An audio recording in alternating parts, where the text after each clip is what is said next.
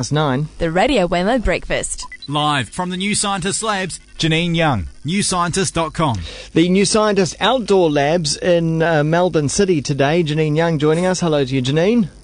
Good morning to you. Yes, joining us outdoors today in a park somewhere in Melbourne through the wonders of the internet. Yes, it's a long story. We've just moved into a house, as I think most listeners would probably know by now. It's been a bit of a saga, and our internet isn't connected, so we've had to resort to wireless, but because we live in a valley, it doesn't work. Long story. We've got our fresco, but it's a nice chilly morning in Melbourne, and birds singing, sun shining, Yeah, no complaint. That's great. We should make this a regular do, especially during the summer. Outdoors, I really like it. Taking the show out somewhere else, it's great. But we can do this. Yeah, indeed. Now, we're about to take the show straight to the gutter, though, because we're about to talk poo, excrement, feces, whatever you want to talk about it, and something called a poo transplant. What's this? Now, you're making it sound smarty. This is actually some serious science going on here. Most people get a bit kind of ew when it comes to poo. Fecal matter, all the stuff that comes out our back end that, frankly, we don't want to deal with. No one ever thinks about our poo. It's just a waste of what we don't digest, basically. But what's really interesting about poo is that it's basically its own ecosystem. It's kind of zoo. There can be up to 25,000 subspecies of bacteria living in our poo. Now, I'm not being rude here. It's actually true, and that's really important because the way that it colonises, the bacteria colonise our colon, so the various parts of our digestive tract as well as the lower part, which is the colon, is important for how we are healthy or we aren't. There are people who pick up a bacterium called Clostridium difficile. So it's called difficile for a reason. It's from the French difficult, because it's largely resistant to all of the antibiotics that we have except for some of the really, really powerful ones. And when people wind up with this infection, they become seriously ill. They can die. Everything from, septicemia to massive, horrible diarrhea. These people are really, really ill. So the idea of being able to transplant one person's feces, excuse me, mosquito. Mosquitoes are really bad this year. Yeah. So transplanting one person's feces, so removing the infected feces and transplanting it with another from a healthy person, sounds a bit kind of, but it works. And this is the really weird thing about it. Because you're able to take healthy fecal matter that has a lot of healthy bacteria in it, it can actually recolonize the colon, and it can crowd out the Clostridium, or it can produce toxins to kill it. And people who receive these fecal transplants apparently get better within 24 hours. They start seeing an improvement in their symptoms. An old lady who had this and was on the verge of dying, she was in La La Land. She thought she was still living with her long dead parents. The next day had complete mental clarity, and the diarrhea had stopped, and she lived, and otherwise she probably wouldn't have done. There is some argument about the fact that there haven't been any randomised double-blind controls, so they don't have any solid, concrete, clinical proof in peer-reviewed sense to prove that this works. So they say don't get ahead of the evidence, but the 1,500 fecal transplants that have been done have suggested that this is actually a really important technique that needs to be considered and needs to be dealt with and done more frequently, because people who receive these infections or develop them, in 2008 in the US, apparently up to 7,000 people on any given day could have had a C. difficile infection, and that's pretty serious stuff. And should we be straight with this and say that perhaps it's a little bit misnamed a fecal transplant? I mean, because it's just the bugs that they're transferring, isn't it? It's not all the other matter that goes with it. No, it is. They wash it in saline. Okay. Yeah, they wash it in saline, so they do get rid of the large matter, the large bits that perhaps, the seeds from the bread that maybe you didn't digest yesterday. But they take that slurry and either through a tube down through your nose, which is not what most clinicians apparently like, the whole idea of vomiting while you're under. It means you can end up with poo in places you really don't want it. Yeah. Most people go with either a colonoscope, so what's it called, a camera that can see up your backside, and it gets delivered that way, or via an enema.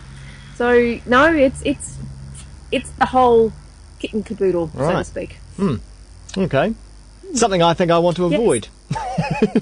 Well, if you can avoid Clostridium difficile, that would mean that you probably won't have the problem that means you require it in the first place. But Australian researchers, there's a research institute in Five Dock in Sydney, have been doing this for quite some time, and they're leading the way with it. So, close to home for me. Great, that's cool research. Well, from poo to new technology, and in fact we were talking about this on the show a little bit earlier with the film review, where a lot of movies are coming out in 3D at the moment. Some of them don't really necessarily need to be in 3D, and along with that is the consumer side of things as well, the new TVs that are coming out. In fact, I tried to look at one the other day, but I couldn't get a shop assistant to help me to find some glasses, so I ended up staring at a blurry TV and thinking it's all hopeless.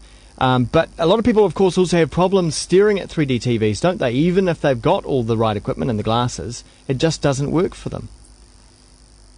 There are some people that don't deal with it in terms of what they call the buffogenic zone. 3D television, and indeed 3D television and cinema from years ago, can have the effect, and indeed some virtual reality goggles years ago, I remember trying one back in the early 90s, it made me feel sick. Because there's a difference between what our eyes are seeing and how our inner ear is sensing the actual world around us, so where we really are. That winds up leading to motion sickness, and you can be physically horribly ill. I don't even deal with handheld camera action. The Blair Witch Project made me feel sick, so I stopped watching it. So I'm not for 3D TV, I already know this. But a lot of other people who have no difficulty sensing, 3D and all that kind of thing, they love it. Some people really don't deal with it because you have this sensory conflict. But with 3D, it's actually a little more tricky, because when you're looking, say, at a page, your pupils turn inwards slightly, so your eyes turn in a bit, and your lenses change shape to be able to compensate for the fact that you're focusing on something that depends on the distance away. They do this together, and they've been doing this together for how many thousand years? That's just the way it's developed and evolved over time. 3D television is a bit weird, because not only do you have your pupils turning inward to focus, but your lenses don't change. They don't move, because they're still focusing on a 2D surface, which is the front of the television. And it means the conflict between the two can make you motion sick. And motion sickness, we all know, can lead to a nasty, inevitable outcome. We're talking about all the good stuff this morning, aren't we? Yeah. All the yucky bits of human action. So this is actually potentially a very serious problem, because if you're selling 3D televisions and you sit too close to them, then you can wind up with people who are being ill, which is not the outcome you want halfway through Avatar. It's not really the response you're looking for. In fact, I think it's well reported people are walking out of these films because they feel terrible. Absolutely, and it's, when you think about it, recreating something that's very natural in an unnatural way. 3D works by shooting the same scene from two slightly different angles, and they're fed to the different eyes to give the different view, to fool our brains into thinking that we're seeing the full 3D experience. Recreating that is fine when you have, say, animation. You've got full control over what's going on.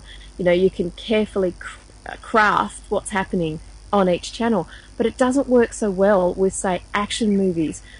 James Cameron and other experienced directors in 3D, well, experience is probably a bit of an overstatement, they're all still learning how, but those who've been doing it for a while have now produced a guide for other filmmakers to tell them what not to do. They've basically said, okay, if you aren't careful, then you can easily mix up the left and right channels. You can easily have things happening that you didn't anticipate, and if you find that out when it's up on a cinema screen, you're going to have problems. So even Samsung has put out a bunch of guidelines for people who are watching 3D, how far away they should sit, a bunch of different guidelines to make sure that people have the best chance of not being sick in front of their televisions. This is a real problem, and live television, live sporting television, for example, they have no control over the action, and it's possibly the worst type of television to have is 3D, because you can't control it. You might end up with focusing in the wrong spot, and someone in the crowd appears to be sitting in your lap. Unintended consequences. in addition to the fact that it might in fact be making you feel sick. Yeah, and it's bad enough being sick in the real world. Who wants cyber sickness? Not me, that's for sure.